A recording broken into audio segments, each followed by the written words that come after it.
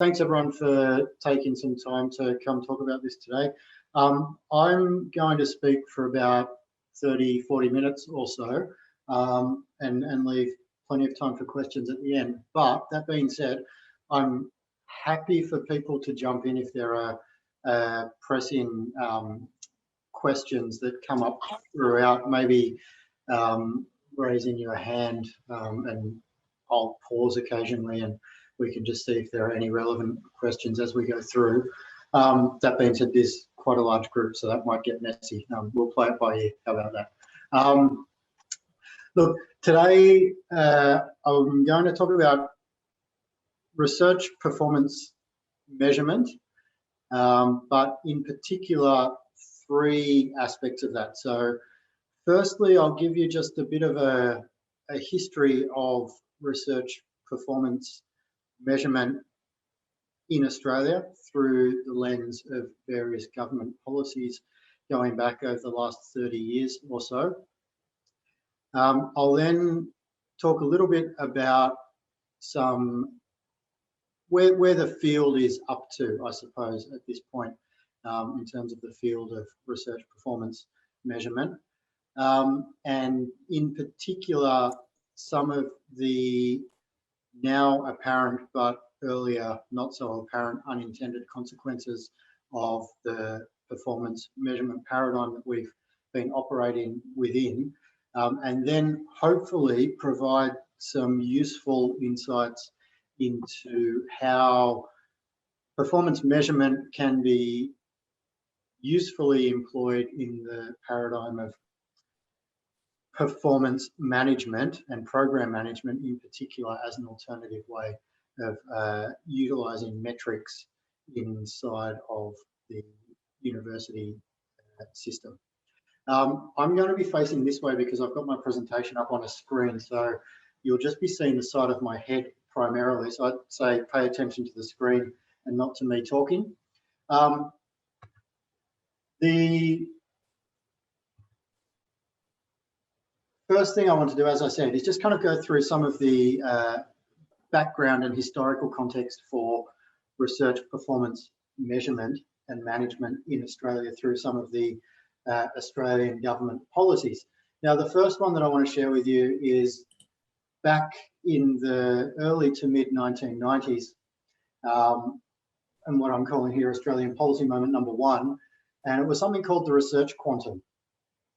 And basically, the research quantum was a piece of policy introduced by federal government in the context of a lot of change within the higher education sector. So a lot of what had been technical colleges were now universities. There was a lot of activity and a lot of new organisations or new universities coming online.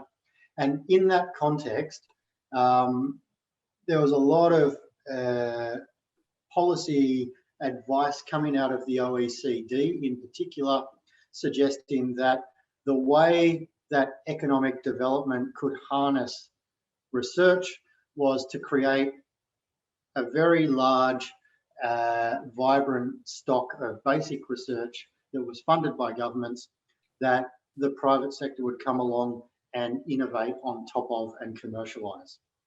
Now, we can talk about that later, maybe in the questions, but we've probably become a bit more sophisticated in how we understand that in recent times. But as a result, one of the big drivers of Australian government policy was to increase the stock of knowledge so that the private sector could therefore do more commercial activity on top of it. So what was incentivised was publication, effectively. And universities effectively got paid per publication by the federal government that they got published. Now, in theory, that all makes perfect sense. We need to increase the stock of basic knowledge. Therefore, we're going to incentivise universities to publish more papers. Now, what we're going to look at now is some work done by Linda Butler. So Linda Butler, now based in Newcastle, but was at ANU at the time, bibliometrician. Anyway, she did a great piece of work in 2003 trying to explain why Australia suddenly had a huge 25% increase in their share of the Science Citation Index, now Web of Science effectively, in that period from the early 1990s through to 2000s. So she set out to try and understand what was driving that increased share, and it was a significant increase in share. One of the things she did, amongst many others, was take 2 case studies. So here is just her chart for University of Western Australia and University of Queensland. And as you can see, this is publications per staff member, and it really ramps up from the 80s right through to the late 1990s.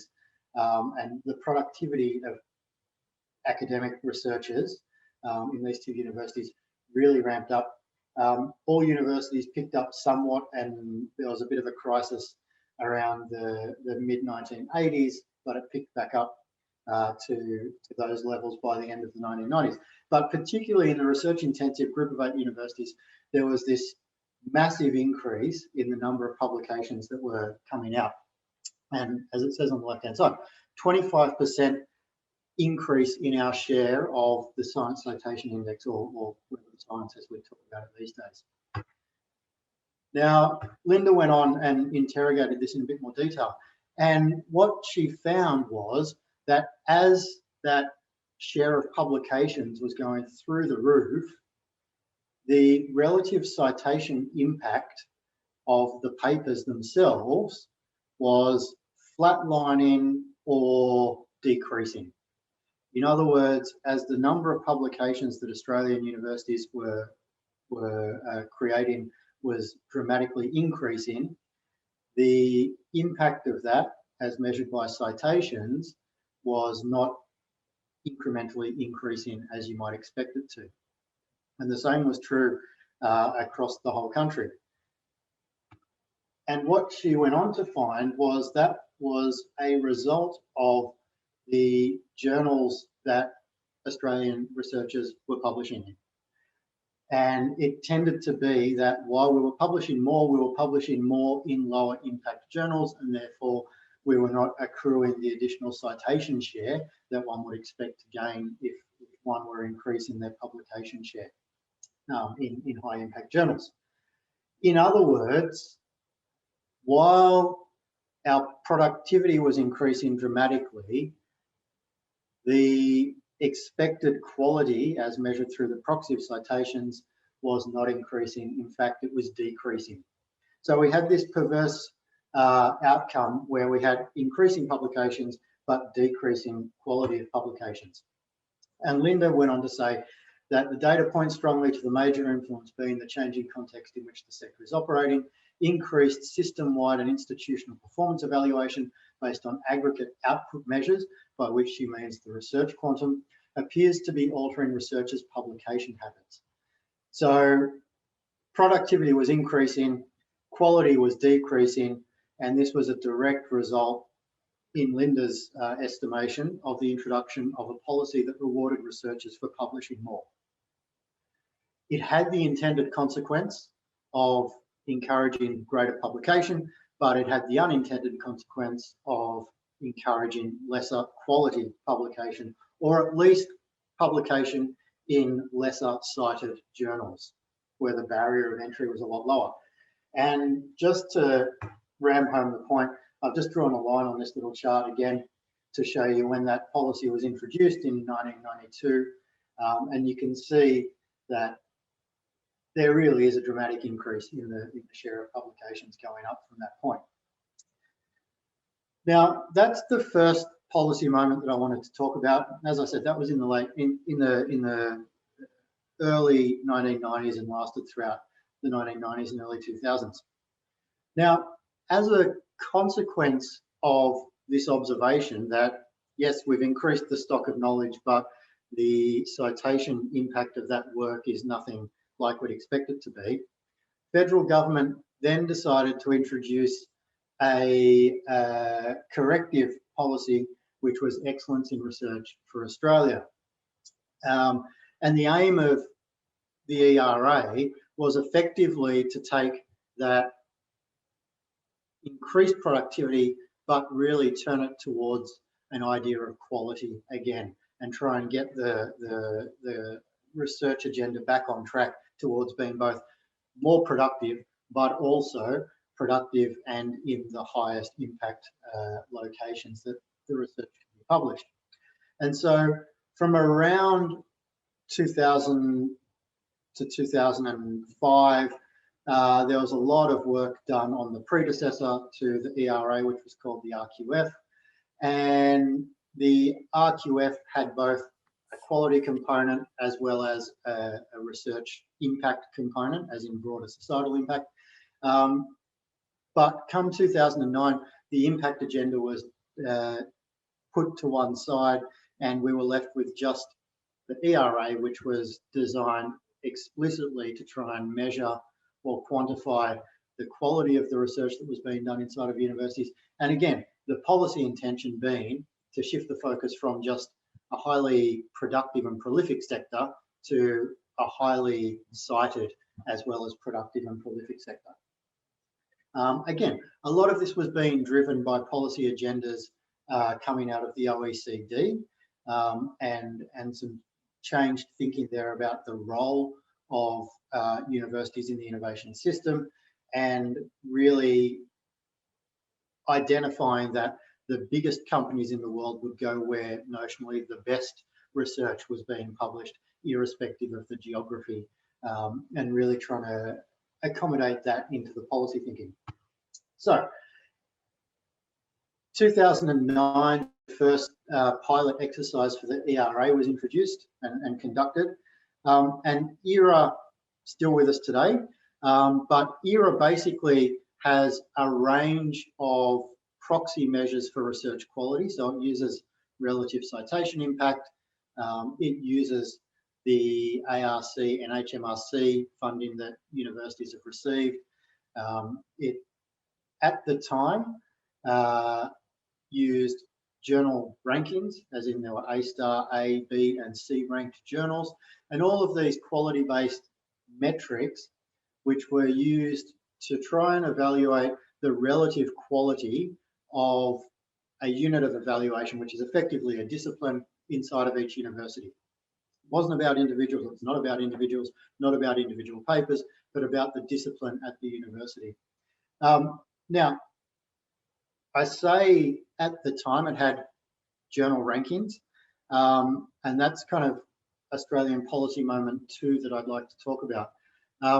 So one of the things that ERA set out to do was to rank every journal that Australian researchers at the time published in as either A-star, A, B, or C. And the way that the Australian Research Council went about doing this was to do a large public consultation and ask the research community for feedback on what ranking should be assigned to which journals. A huge amount of blood was spilled in the process, and anyone who was around for that probably still has scars from that process. Anyway, the journal ranking became a very controversial part of the ERA process, even though it was probably a very small part of the overall evaluation methodology, and in fact was so tightly correlated with citation indicators that were used elsewhere that it probably didn't tell you anything that you didn't already get through a bunch of other indicators. Nevertheless, and full disclosure, as Jenny said, I was director of ERA for the second part of this story. By the time we'd done 2 rounds of the ERA, the journal list had become so controversial and the public consultation so unconstructive and distracting from the purpose of the ERA that we ditched the journal rankings altogether. They no longer exist, though every university, as far as I'm aware, still keeps the now almost decade-old list that the ARC created back in, I think the last time it was revised was about 2010 officially, or 2011. It still kicks around. I'm sure it's still part of your daily realities, but the ARC dispensed with it back in 2011. Now, the reason I'm focusing in on this is because, again, like the research quantum, the journal rankings was a good idea at the time. In fact, it was a really good idea.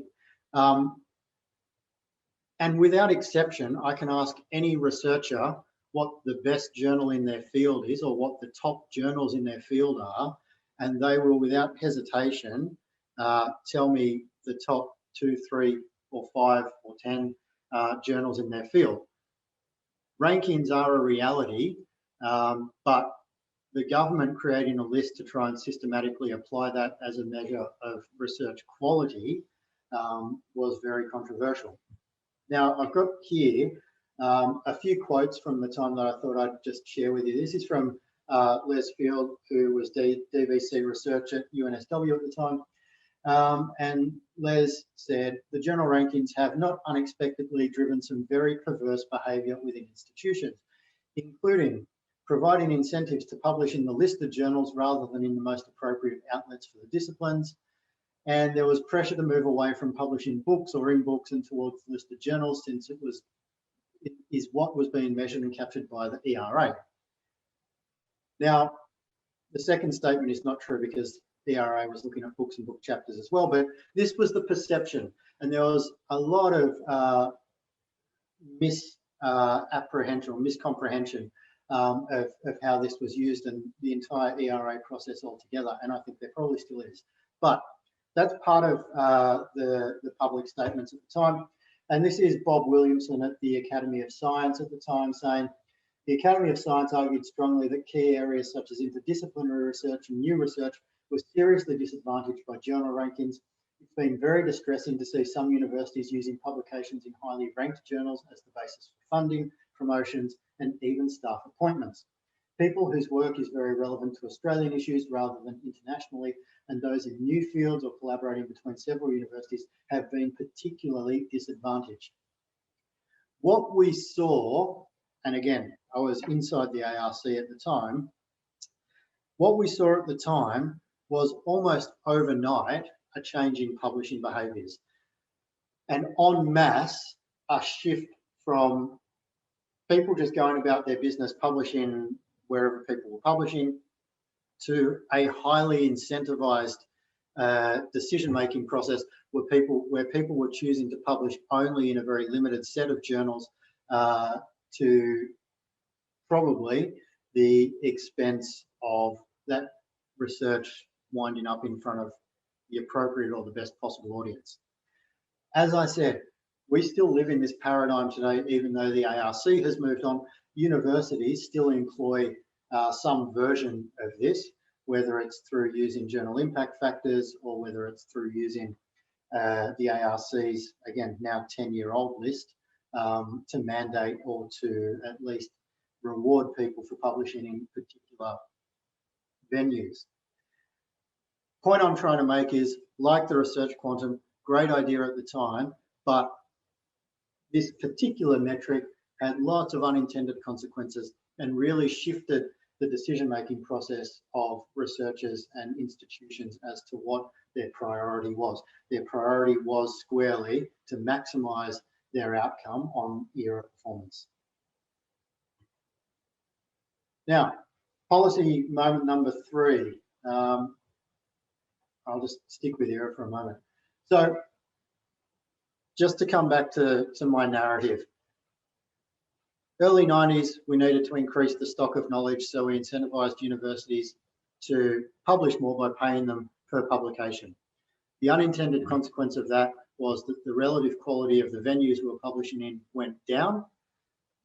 We decided that we needed to have some corrective measures for that, and therefore introduced something like a journal ranking list and citation-based evaluation to try and increase the relative quality of the venues, at least where Australian research was being published. So we introduced ERA.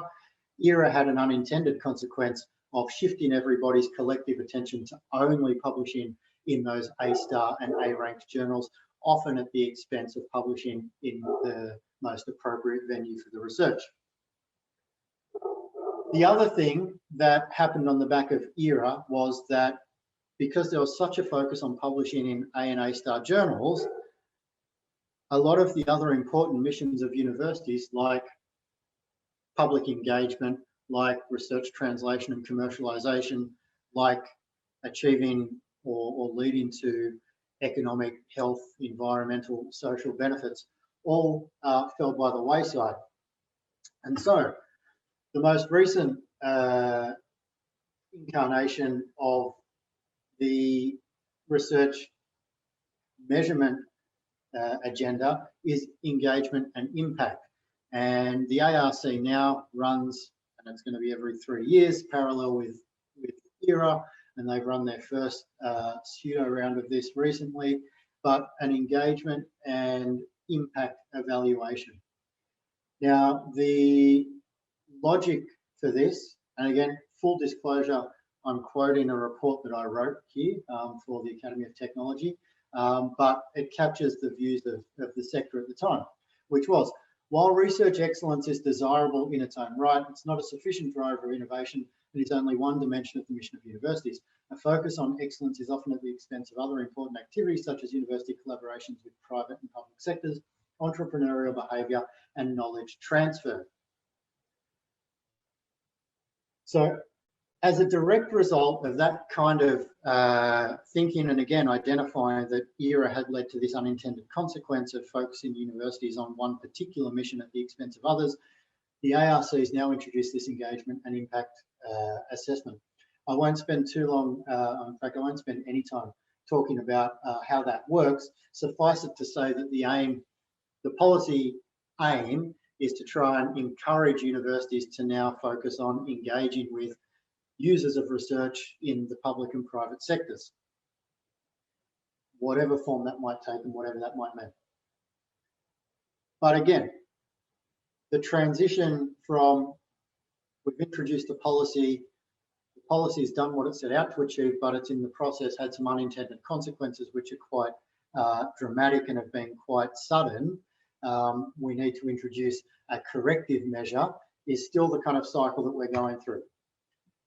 And to me, and it's easy for me to say this now sitting outside of government and not being responsible for it, it feels very much like policy chasing its own tail or even consuming its own tail, where we keep creating these unintended consequences.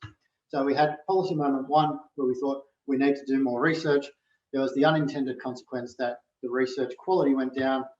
Therefore, policy moment two, we need to do better quality research. We introduce a mechanism. The notional quality as measured by ERA, assessment on assessment, Australia's quality is improving with an unintended consequence. Therefore, policy moment three, we need to do more impactful research. One can only speculate now from where we are what the unintended consequences of the impact and engagement agenda are going to be. Suffice it to say, I think that they're inevitable. And hence, we're probably destined, at least in terms of employing research measurement in the context of government policy, to keep going down endlessly and infinitely this pathway of making incremental improvements, but having unintended consequences and having to bring in corrective measures that themselves have incremental improvements, and so on and so forth. So that's the kind of background to how this has played out in Australia. But it's worth saying that this isn't just in Australia, and this isn't just in the context of governments using research performance measurement to try and have system-wide changes. There's been a huge amount of work done primarily overseas and primarily in Europe, but trying to come to grips with why any of this matters in the first place.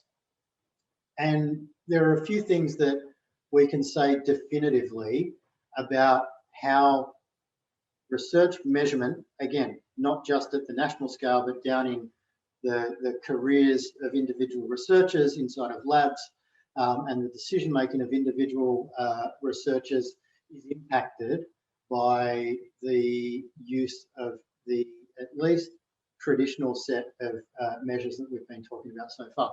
So firstly, we know for a fact that focusing on peer review and focusing on citation limits the breadth of work that researchers will undertake. And that's really important. Universities, by law, as they're legislated, have multiple missions. Doing research is one of those missions. Teaching is one of those missions. Contributing to solving societal problems is another one of those missions. That last mission really gets ignored when peer review and citation metrics are the stimuli that researchers are responding to. The consequence of that is what we call an evaluation gap, which is effectively, on the one hand, a really narrow set of measures around citation performance, journals and ARC and HMRC revenue on the one hand, and those broader missions and roles of universities on the other hand. And in particular, as I've said, the broad social benefits of applying knowledge to solve environmental, economic and health issues, contribute to policy development, community engagement, etc., are all the things that kind of get lost in the wash when everybody's thinking about citation-based measurement. Now, just a few of the details around that, and these are just some papers that people can go chase up if they want to look at it in a bit more detail. But these are studies, so this is empirical work that's been done largely down as qualitative research down in individual labs or with individual cohorts of postdoctoral researchers. And these are just some of the kinds of behaviours that we're seeing as we start to pick this apart. So basically, this first piece demonstrates that metrics are generally poorly understood by researchers, even if they're well understood by research managers. They're often not understood particularly well by research managers, and especially a lot of the leading edge research into research performance measures and biblical metrics in particular never filters down. So for example, we know now that if you measure citation performance across a 5-year window, that same set of publications across a 30-year window, about 30% of the top 10% in that 5-year window are no longer in the top 10% across a 30-year window. In other words, 30% of the most impactful research across a 30-year time horizon wasn't identified as impactful in a 5-year time horizon. That's really important. There won't be many research managers out there that are factoring that into their use of bibliometrics. Another thing that we know is that researchers perceive the highly competitive nature of their work and career to place a strong focus on individual achievement. One of the really negative aspects of our system, which if you think about it is entirely predicated on individual achievement, it counts to be first author, you get your individual H indexes and you calculate them for yourselves. You want to be the chief investigator on a grant. The grants are really awarded to individuals that lead small teams oftentimes, but it's all individualized. The introduction of those competitive mechanisms forces researchers to react, and it atomizes a lot of the research effort, creates competition where there could be collaboration, is basically probably a really inefficient way to run a research system, but that's what we do. And it certainly impacts the decision-making of individual researchers. The next one down there, incentives result in an increase in attendant metrics. So this is what we've just talked about in terms of the Australian system, as in if you tell people that they're going to be measured on what journals they publish in, then their behaviour towards which journals they publish in will change. If you tell them that they're going to be measured by how many publications they have, then the number of publications will increase. However, that's often at odds with external demands, and particularly early career researchers tend to be more susceptible to making their decisions based on the metrics rather than those external demands, which we've already talked about. And finally, just this piece about journal impact factors. Even though people don't necessarily agree with the metrics that they're being measured by, they'll still optimize their performance against those measures because that's how their career is going to progress. So these are a lot of the things that we know now that we didn't know, say, 30 years ago about the use of research performance measurement. And I guess I say this because you guys are all still within this paradigm where you're being measured by a very narrow set of metrics, and your career decision making or your career progression is directly linked to how well you can optimize yourselves against those metrics. And that's both at the local level, but also up at the national level. But what I perhaps wanted to try and just leave you with today was maybe an alternative way of thinking about how to usefully employ metrics in how you build your careers. Now, what I've got here is kind of just a little visual representation of the current paradigm. So there's publication, there's grants, and at some point in your careers, there's high degree research supervision. That's a research career, right? It's got 3 components to it and not a lot else. And there aren't many indicators that sit above that. So for research grants, honestly, we probably only care about ARC and NHMRC grants. And a lot of the other grants are good if you can get them, but they're not the main game. Similarly, we care about journal articles, conference proceedings, books and book chapters, but other forms of publication are probably far less relevant in terms of your career progress. And this is a great world because it's bounded and limited to those 3 categories. There's a very small set of activities and a small set of measures that you employ. It means that career progression is really straightforward. If you hit the magic number, which is often arbitrary, and I, make a bit of my money off coming up with less arbitrary numbers. But if you hit the number, you can progress to the next level. And it's also really convenient for research managers because it outsources decision making about the quality or the impact or the importance of research and decisions about career progression. It really outsources those to a series of measures that can be used as proxies for that decision making process. However, this is my attempt at looking at the emerging paradigm that includes impact and engagement.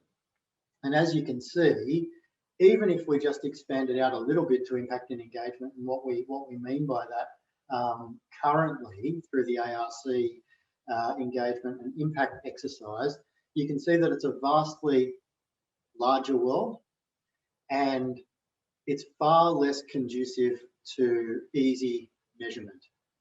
As in, we no longer have a small set of activities that correspond to an even smaller set of measures. We've got a larger set of activities and we've got a much larger set of potential measures. And up the top there, I mean, this is just how it's played out thus far. In theory, the number of activities and the corresponding number of measures that could be used to substantiate those activities is a very expansive world. So this new research paradigm is characterized by discussions around pathways to impact. As I've said, that axis of research activities is much larger, composed of any and all activities that may assist with translation of research into long, medium and short-term outcomes. The combinations of activities that you can make from that are much larger, and so are the measures that would be required to effectively measure performance. And as I've said, it's not conducive to accounting-based approach for performance.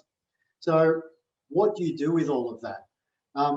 And this is where I think universities in particular need to really change their approach to performance management, career progression, etc., and move from what they currently do, which is that counting-based paradigm, to what I talk about as a program-based approach to thinking. So everyone's seen this pathway to impact, I'm sure. This is lifted out of the way CSIRO does it.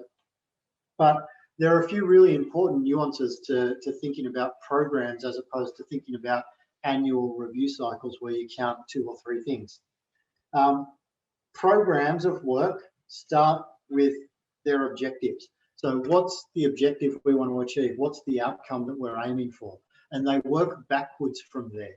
That's very different to the current approach, which is at the end of every year, we're going to look back and count how many publications you had, and we're going to count how many ARC or NHMRC dollars you've attracted into the university.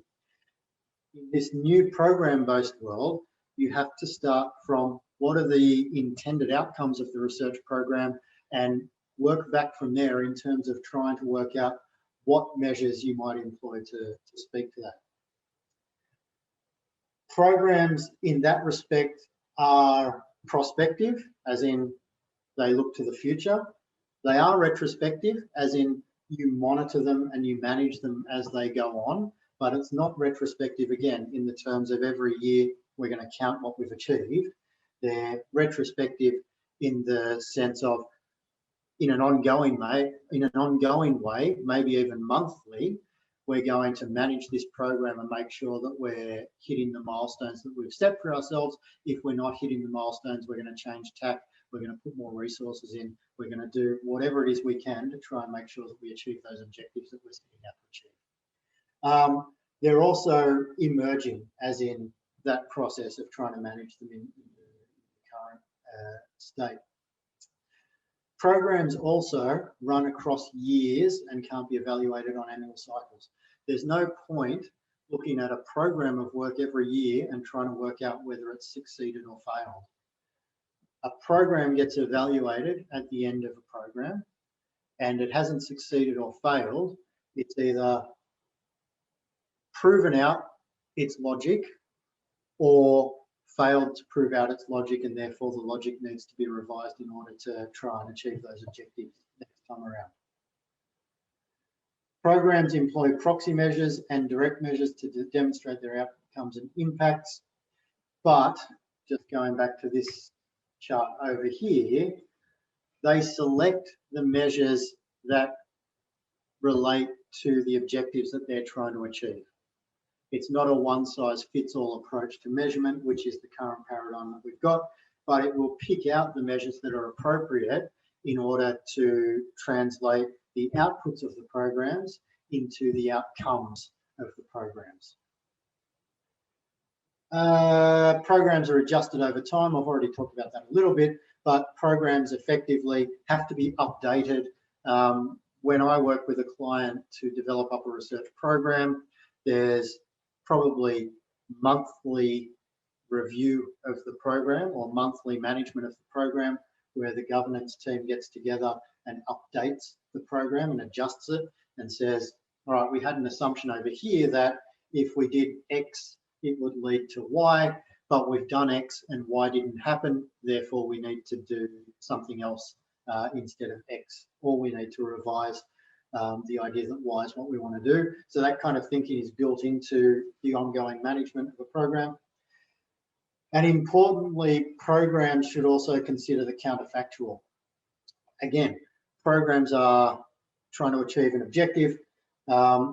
In order to evaluate whether they've successfully done that or not, you have to also consider not just what the program's done, but if you hadn't done the program, would that objective still have been realised in the absence of the program?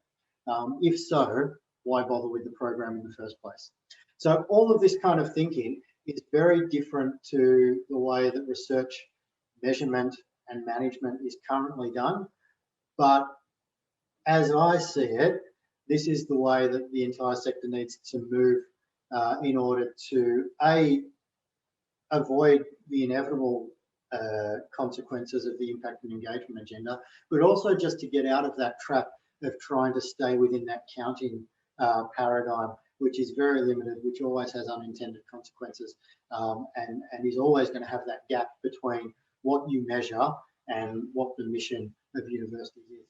A program-based approach to performance measurement and management is a wholly more productive and fit for purpose approach, in my estimation. I believe that's all I had to say. So I'm going to now stop talking and open that up for questions and comments. So that was very interesting. So now we do have quite a bit of time for questions. If anybody wants questions, wants to ask, either unmute yourself or you can raise your hand, but I've got quite a few people to keep an eye on, so it'd be easier if you could just unmute yourself. Perhaps I'll start. I mean, Tim, you touched on the fact that this is sort of, this concept is being assessed in other countries as well. I mean, is there some countries that do it better than Australia, and if so, how do they? I know that the UK has had a lot of this kind of assessment. You know, can we learn something from them? Not necessarily from the UK. I think they've got their own problems, and their system is built to do something which ours isn't. So the REF in the UK is an allocation mechanism, as in there's a vast amount of funding that's allocated on the back of their evaluation results. In the early days of the ERA, it allocated about $75 million worth of funding to universities, which is a drop in the ocean of the now it's about $2 billion between the ARC and the NHMRC, plus another billion or so in research block grants. So it was never a meaningful amount, whereas in the UK, it is an allocation mechanism as much as it's an evaluation mechanism. We've gone down a particularly evaluation-based path in Australia for good reasons, I think. But there are some places that are doing some really interesting things.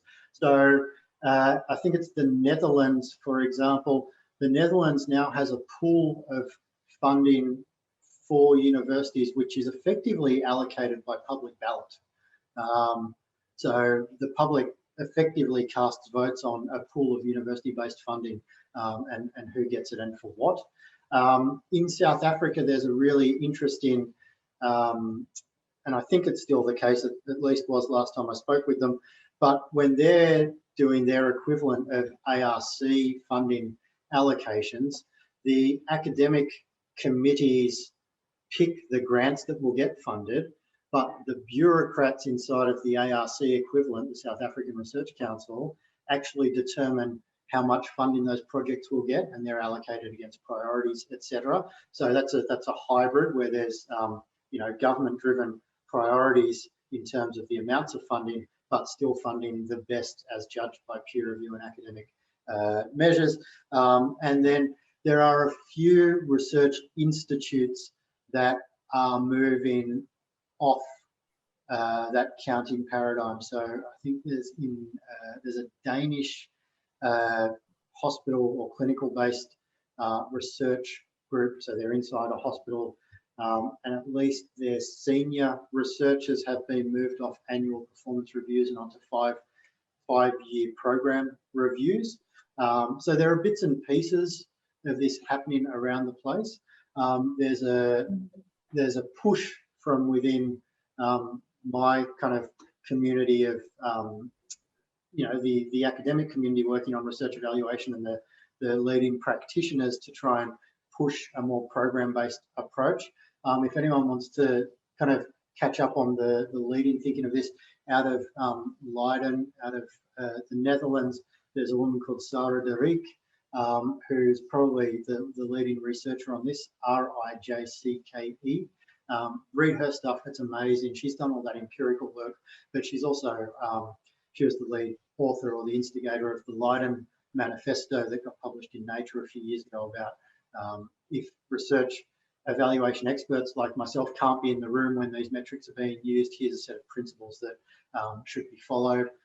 She's great, and if you look at her work, she's doing a lot of the monitoring of where these new approaches are being rolled out across Europe. But it's still really limited, Jenny. David, did you have a question? Yeah, sure. Hi, Tim, David Officer. How do you envisage that the program model would work in the universities, given the fact that I guess academics are appointed to be individuals, to run their own, I guess to set up their own programs, if you like, but also they're going to have to participate in teaching and so on. And how do you think you'd convince the universities to operate that model? Yeah, it's interesting, and it seems like a chicken and egg situation, because I think what would incentivize universities to do it is if the funding model shifted to be conducive to it, as in the funding became less about individualized grants and more about program-based grants. And it was more like centers of excellence. COE models were more normal, or CRC models were more normal, as opposed to grants to individual researchers, which is largely what our system's characterised by.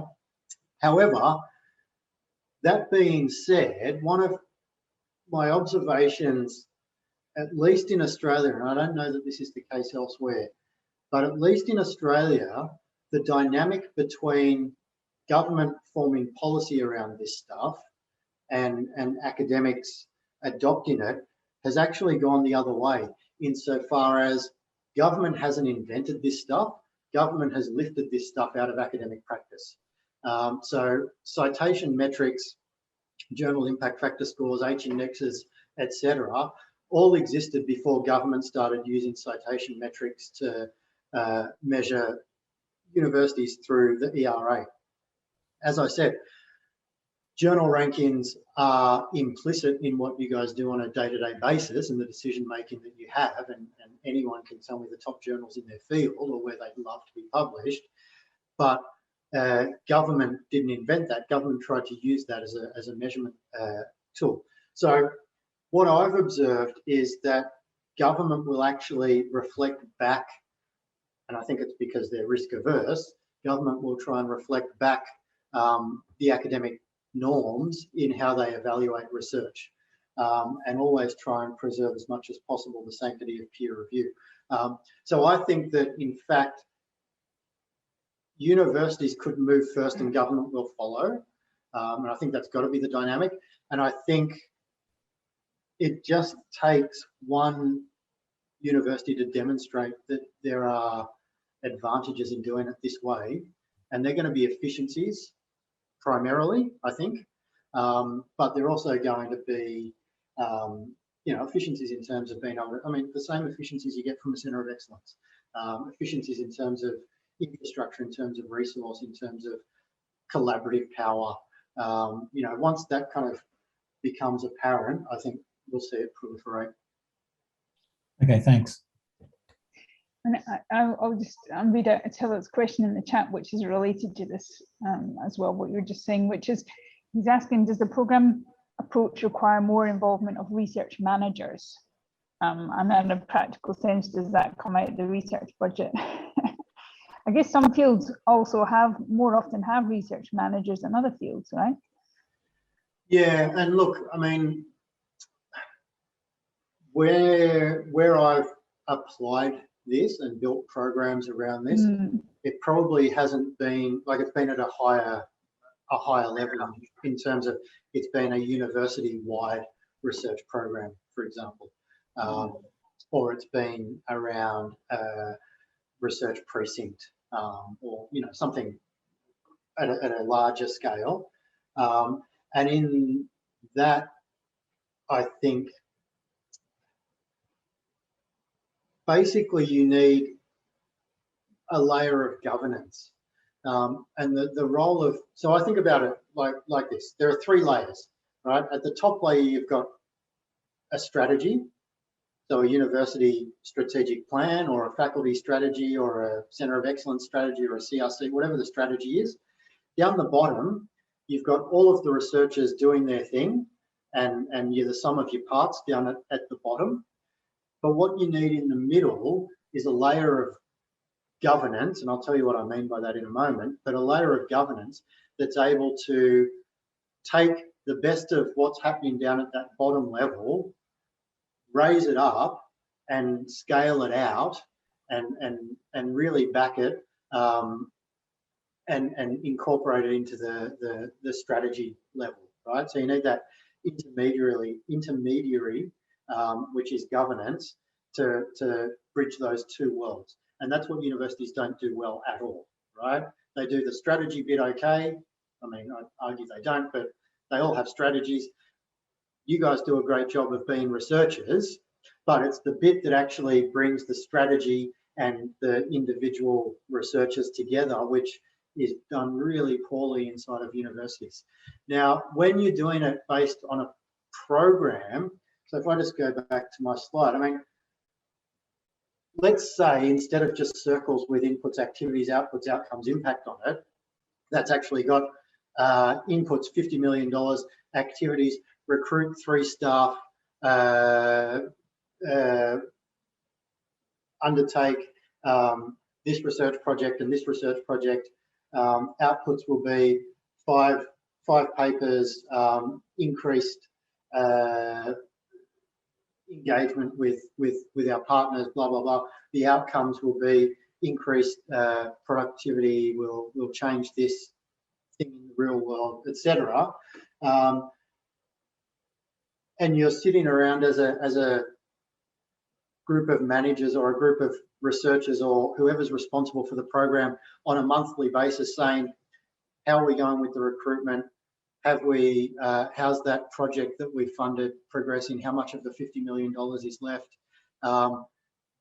Is the assumption that recruiting those new researchers would lead to increased productivity, is that panning out? If not, why isn't that panning out? When you're having that conversation around some artifact like this program, that governance starts to gel. And that's where you might go, actually, we've got this really exciting opportunity that, let's say, who have I got here? Yadi Garcia is doing something really exciting down here. Let's actually put some money into that, and that becomes one of the activities, and we're putting $1 million into it, and that becomes one of the activities, and we're going to scale that out, and we're going to back that for a bit. And then this other project that someone else is doing, that's not panning out. We're going to can that and redirect those resources. When you start to manage it like that, that layer of governance starts to bridge the gap between strategy and researchers. And that doesn't have to be research managers in the traditional sense, as in someone disconnected. In fact, it should be whoever has enough local know-how to understand what's happening down below, but also enough insight into the strategic intention of whatever the unit is to be able to translate the two. So it's like they're the people that you need doing the management, not people wholly disconnected from the what's happening below. Yeah, that does make sense. Okay, well, we're nearly out of time. So unless if anybody else has any last questions, please shout out now. Otherwise, it just remains for me to thank Tim again for a very insightful and thought-provoking presentation. Really appreciate your time. Thank you so much. And your details are on the slide and also on the, thank you, and on the registration as well, if anybody wants to get in touch with Tim directly. So. Yeah, and please don't be shy about dropping me an email, or Twitter's not there, but it's down the bottom there. Happy to be in touch and talk with people whenever. Or LinkedIn. I'm very active on LinkedIn. Excellent. Good. All right, excellent. Thank Thanks you so for the much. invitation. Thanks, Tim. Really appreciate it. Thank you. Cheers. Bye.